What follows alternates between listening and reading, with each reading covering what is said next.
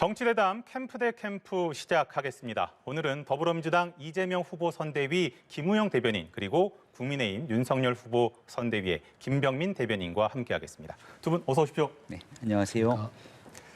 네, 그럼 먼저 국민의힘 윤석열 후보 선대위 김병민 대변인이 주목한 것은 무엇인지 강다한 앵커가 준비를 했습니다. 자, 강다한 앵커. 네, 오늘 국민의힘 윤석열 후보 캠프의 픽은 바로 선대위 출범입니다. 국민의힘이 진통 끝에 갈등을 봉합하고 윤석열 후보의 공식 출항을 알렸는데요. 윤 후보의 출정 메시지 함께 들어보시죠. 이제부터는 100가지 중에 99가지가 달라도 정권 교체의 뜻 하나만 같다면 모두 힘을 합쳐야 합니다. 윤 후보가 중도와 합리적 진보를 포괄한 단합을 호소한 가운데 김종인 총괄 선거대책위원장은 정의를 바로잡을 순간이라며 대선 승리에 자신감을 드러냈습니다. 출범식에 맞춰 선대위의 전체적인 구성도 공개됐죠. 김종인 총괄 선거대책위원장을 주축으로 김병준, 이준석 두 사람이 상임 선대위원장을 맡고 외부 인사인 박주선, 노재승 공동 선대위원장 인선도 확정됐습니다. 인선을 둘러싼 논란도 있었습니다. 피부과 의사 함익병 씨 인선 철회와 관련해서 이양수 수석 대변인은 검증을 철저히 하겠다며 다시 한번 자성의 목소리를 냈습니다. 민주당은 국민의힘 선대위 출범과 관련해 땜빵 선대위라며 강하게 비판하기도 했는데요. 우여곡절 끝에 닻을 올린 윤석열 후보, 선대위가 앞으로 어떻게 민심을 잡아나갈지 관심이 모아집니다. 네. 그러면 김병민 대변인께 먼저 여쭤볼게요. 오늘 출범식에 네. 참석을 하셨을 거 아니에요? 네, 오후 2시에 참석했습니다. 오늘 분위기 어땠습니까? 굉장히 좋았습니다. 우리가 사실 지난주에 많이 뉴스를 통해서 접하셨겠지만 국민의힘 전체적인 상황들이 썩 녹록지는 않았습니다. 그 많은 갈등들이 눈이 녹듯이 녹아내리고 모든 사람들이 함께 손을 맞잡으면서 정권 교체를 외치는 통합의 모습을 볼 수 있었기 때문에 경선 때 함께 참여했던 여러 경쟁 후보 캠프들의 관계자를 비롯해서 모든 사람들이 정권 교체를 외치면서 함께 힘을 모았던 굉장히 긍정적이었고 그리고 90여일 뒤에 있을 3월 9일 선거를 확신하게 만들 수 있었던 그런 출범식 현장이었다고 생각합니다. 이번 출범식을 보면서 제가 눈에 들어왔던 메시지가 당 혁신으로 중도와 합리적 진보로 지지 기반을 확장해서 이들을 대선 승리의 핵심 주역으로 만들어야 한다라고 네. 좀 이야기를 했는데 핵심 주역이라면 어느 정도 수준까지를 얘기를 하는 건가요? 과거의 선거대책위원회라고 하면 사실상 국회의원들 중심 그리고 선거대책위원회 이름을 올려놓고 제대로 그 안에서의 기능하지 못했던 일들도 상당합니다. 하지만 지금은 선거대책위원회에서 이준석 대표가 당 대표임에도 불구하고 홍보본부장을 맡아서 진두지휘하는 것처럼 모두가 함께 참여할 수 있는 선거대책위원회 구성을 마련해놨고요. 조금 전에 싱크를 육성을 통해서 들으셨던 것처럼 99가지 생각이 다르더라도 정권 교체라는 한 가지 생각이 같다면 모두가 모여서 이번 선거에 임했으면 좋겠다는 얘기를 하게 됩니다. 그렇기 때문에 문재인 정부에 실망했던 탈진보 혹은 중도의 정치적 지향점을 두고 있는 인사들까지 모두 함께 손을 잡고 새로운 나라를 만들기 위해서 그 역할을 함께 할 수 있는 선대위 구성에 기틀을 다졌다 이렇게 말씀드릴 수 있겠습니다. 알겠습니다. 김우영 대변인께 여쭐게요. 어떻게 들으셨어요? 일단 오랜 진통 끝에 그 항해 출발을 하게 됐으니까 축하를 드려야 되겠죠. 근데 이 배가 정말 어느 목적지로 항해에 가는가 그게 중요하지 않습니까? 그러면 지금 현재 국민의힘 선대위를 이끌어 가시는 분들의 전반적인 어떤 가치관 그런 것들이 좀 잘 안 맞는 게 아닌가. 예를 들면 김종인 상황 정치라고 많은 비난을 하지 않습니까? 어떻게 보면 함흥차사격으로 이준석 대표가 역할을 해서 겨우 봉합을 했는데 김종인 위원장의 경우는 주로 국가의 주도적 역할, 정부의 적극적 개입 그런 주장을 많이 하시는 편입니다. 근데 윤석열 후보는 본인이 갖고 있는 경제관, 정치 철학 이게 뭔지 불분명해요. 근데 거기에 김병준 교수 같은 경우는 자유시장 자본주의, 국가의 개입의 최소화 그래서 이 가고자 하는 배가 과연 산으로 가는 건지 벼랑 밑으로 가는 건지 정권 교체만 되면 99가지가 달라도 하나만 맞으면 된다. 이것도 너무 정권 교체 만능주의가 아닌가. 뭐 남의 잔치에 뭐 처음부터 재뿌려서 죄송하지만은 사공이 너무 많다. 그렇죠. 이제 중요한 거는 정권 교체라고 하는 뭐 당위를 제시하는 거야 야당의 역할이지만 그래서 어느 목적지로 어느 방향으로 갈 건가.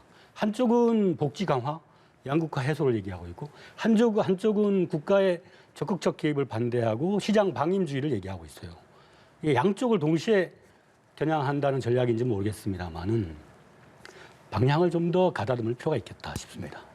지금 뭐 복지 얘기도 해주셨는데 일단 그 윤석열 후보가 오늘 그 선대위 출범식에서 한 이야기를 좀 준비를 했거든요. 한번 들어보실까요? 공정이라는 것은 현란한 말솜씨로 이루어지는 것이 아니라 그동안 살아온 묵직한 삶의 궤적이 말해주는 것입니다. 가장 낮은 것부터 시작하는 윤석열표 공정으로 나라의 기본을 탄탄하게 하겠습니다. 대한민국의 혁신으로 양질의 지속 가능한 일자리 창출, 경제 성장률의 제고, 더욱 튼튼한 복지와 사회 안전망 체계의 확립을 이루어내야 합니다. 그 윤석열 후보가 두텁고 촘촘한 사회 안전망을 좀 강조를 했어요. 이게 김종인 그 전 비대위원장이 총괄위원장으로 오시면서 좀 변화됐다라고 볼 수 있나요? 이 내용은 경선 내내 윤석열 후보가 직접 국민들께 얘기한 내용이기도 합니다. 가장 중점적으로 일자리에 관련된 목소리를 많이 높였고요. 그럼 일자리만을 위해서 친기업적인 행보를 나서냐라고 하면 절대 그렇지가 않습니다. 우리 사회의 가장 어려운 곳에 있는 국민들을 위해서 노력해야 되기 때문에 이 촘촘하게 이 분들에게 충분한 혜택이 돌아갈 수 있는 복지 체제의 정비가 필요하다는 얘기를 많이 했고요. 윤석열 후보가 걸어왔던 길의 정책적 지향점 한 가지를 꼽으라면 저는 조화와 균형이라고 생각합니다. 어느 한쪽 극단으로 치우쳐져 있는 것이 아니라 일자리와 기업이 뛰어놀 수 있는 공간을 만들어주면서도 이로 인해서 소외될 수 있는 국민의 이 복지, 혜택 그리고 여기에 대한 사회적 안정만을 챙기는 일까지 함께 가야 된다는 얘기고요. 비서관님께서 좋은 말씀 주셨는데 제가 한 가지만 조금 더 말을 보태게 되면 방향성에 대한 혼선이 있지 않겠는가라는 말씀을 주셨습니다. 하지만 김종인 위원장은 본인이 갖고 있는 혼자의 색깔을 얘기하는 것이 아니고요. 이미 비상대책위원장 시절 우리 당의 가치와 뿌리인 정강 정책을 완전히 개정시킴으로 인해서 약자와 함께 할 수 있는 약자와의 동행 그리고 호남에 있는 국민들과도 모두 함께 갈 수 있는 정당으로서의 국민 통합 그리고 청년들이 함께 뛰어놀 수 있는 그런 정당으로서의 기본적인 변화를 만들어냈습니다. 여기에 대한 방향점을 기치로 나머지 선대위에 같이 함께 참여하고 있는 모든 사람들이 그 의견의 조화들을 충분히 이뤄낼 수 있다고 생각합니다. 김용 대변인께도 여쭤볼게요. 사실 두툼하고 그 촘촘한 사회 안전망 문재인 대통령이 사실 굉장히 많이 얘기를 했던 그랬었죠. 부분이잖아요. 네. 사실 문재인 정부의 핵심 국정 과제가 포용적 복지 국가입니다. 그 국민들에게 최소한의 생활 기본선을 보장하고 국가는 국민의 가장 어려운 상황일 때 구원해 줄 수 있는 긴급 구제 기능부터 일자리 창출 또 노후까지 그 촘촘하게 복지를 확충하겠다는 것이 문재인 정부의 공약이었고요. 지금도 이재명 시대도 마찬가지로 복지나 공정성을 더 강화함으로써 대한민국의 어떤 성장에 플러스 알파를 더하고 또 그 새로운 성장의 기회를 통해서 청년들에게 새로운 미래를 꿈꿀 수 있도록 만들자. 알겠습니다. 뭐 이런 대강의 그림들은 네. 비슷한 것 같습니다만 문제는 이제 김종인 후보가 대통령 후보가 아니라는 게 문제죠. 알겠습니다. 김명미 대변인께 이거 짧게 한번 여쭤볼게요. 예. 그 윤석열 후보 부인 김건희 씨가 오늘 그 출범식에 안 오셨거든요. 그런데 이제 기자들이 언제쯤 볼 수 있냐라고 물어봤더니 오늘 집에 가서 물어보겠다 이렇게 답변을 하셨는데 네. 언제쯤 볼 수 있습니까? 이제 본격적인 선대위가 출범했으니까 대통령 후보 배우자로서 국민들과 함께할 수 있는 행보들 곧 보여줄 수 있을 거라고 생각합니다. 내부적으로 준비하고 계신 거죠? 예, 윤석열 후보도 직접 집에 가서 이 아내와 함께 또 선거대책위원회 출범 이후로 만약 국민들과 함께 배우자로서의 역할을 하게 되면 어느 정도 수준에서 선거에 참여하는 것이 좋을지도 많은 의견들이 경청하고 있고 이제 곧 국민들과 함께 할 수 있는 시간도 다가오고 있다고 생각합니다. 알겠습니다. 자, 그럼 이번에는 더불어민주당 이재명 후보 선대위 김우영 대변인이 주목한 것은 뭔지 강다한 앵커가 소개하겠습니다. 자, 강다한 앵커. 네, 오늘 더불어민주당 이재명 후보 캠프의 픽은 바로 전국민 선대위입니다. 전국민 국민 선대위는 이재명 후보가 밝힌 선대위 쇄신 방안 중 하나인데요. 그동안 사저와 함께 유연함을 보여온 이 후보, 이번엔 경제와 민생을 키워드로 국면 전환에 나섰습니다.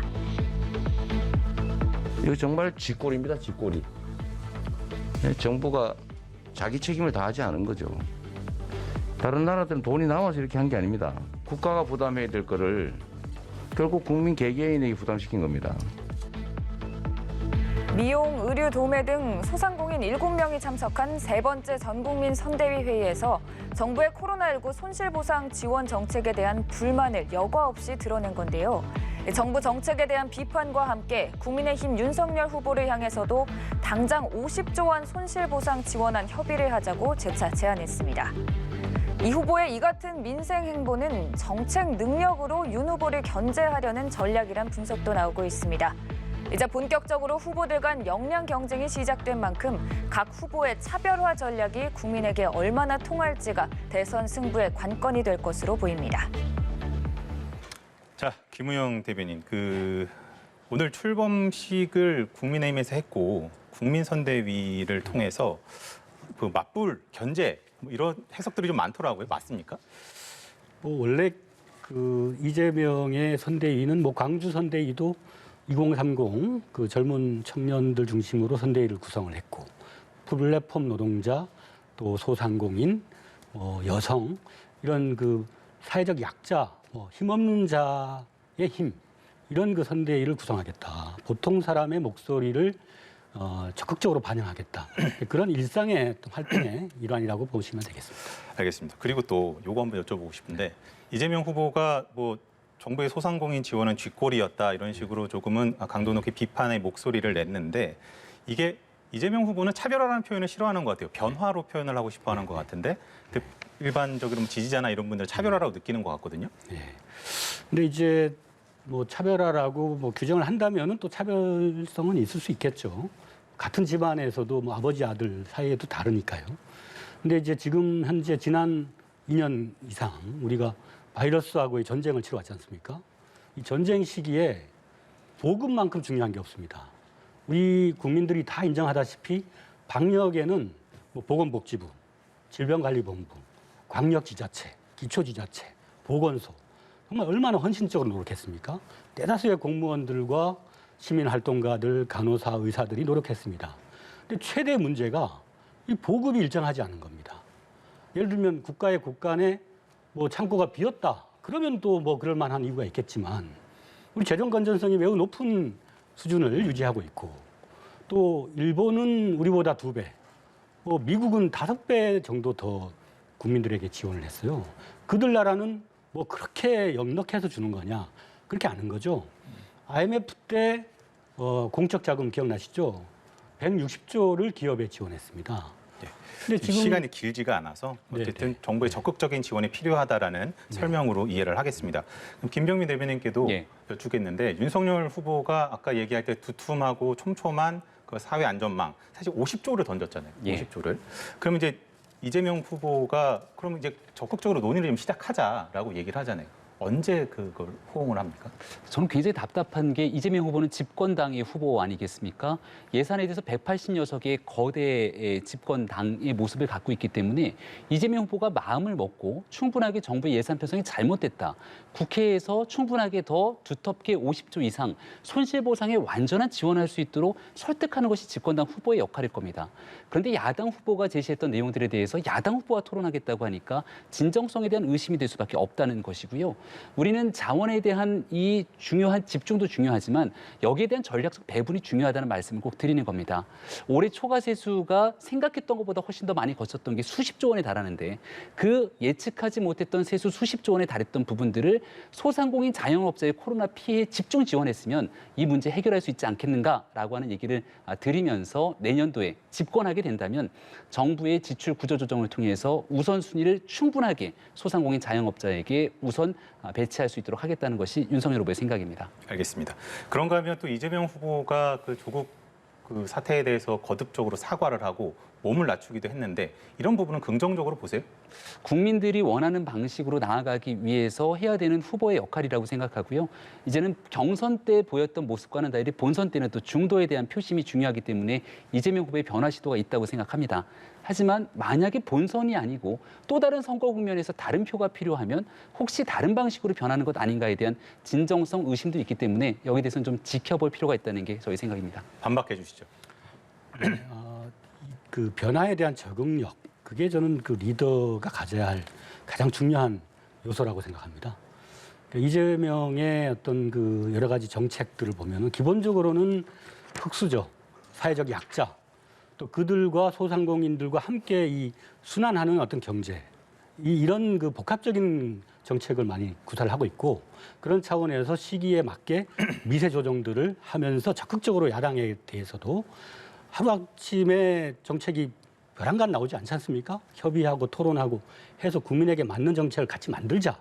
이런 제안이 뭐가 문제겠습니까? 알겠습니다.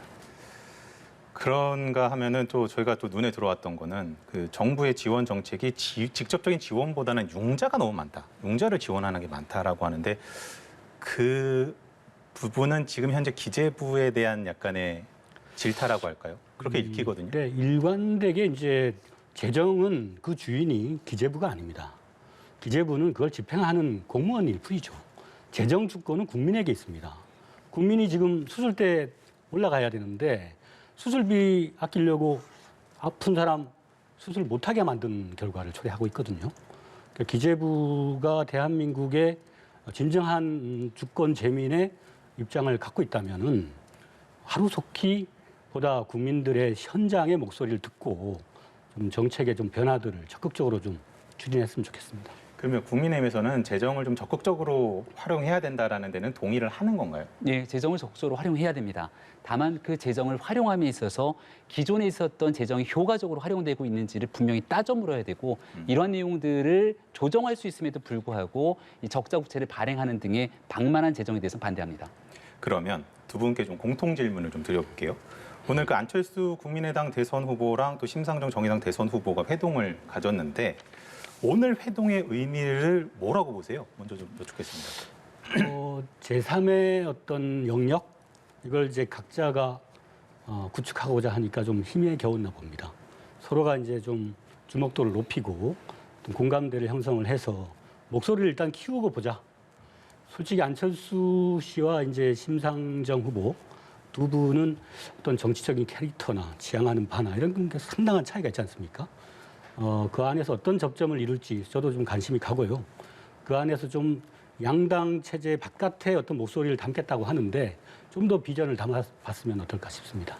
어떻게 보셨어요? 네, 양당의 체제를 좀 극복하기 위한 노력들을 아마 두 당 대표들이 하고 있는 것이라고 생각이 되는데 하지만 국민들이 정확히 원하는 시대 정신에 저는 좀 초점을 맞췄으면 좋겠다고 생각합니다. 지금 국민들께서 원하는 시대 정신이 두 정당도 아닌 새로운 정치 세력을 요구하고 호소하고 있었다면 이 두 분들의 만남이 이렇게 급하게 성사될 이유도 없었겠죠. 이 제3당을 주장하거나 양당 정치의 폐해를 주장하는 것도 좋지만 가장 어렵고 힘든 시점에서 국민들께서 정치권이 무엇을 원하는지를 우선적으로 생각하시게 된다면 조금 더 나은 길들이 보이지 않을까 싶습니다. 알겠습니다. 두 분 말씀 잘 들었습니다. 오늘 캠프 대 캠프 마무리하겠습니다. 감사합니다. 고맙습니다.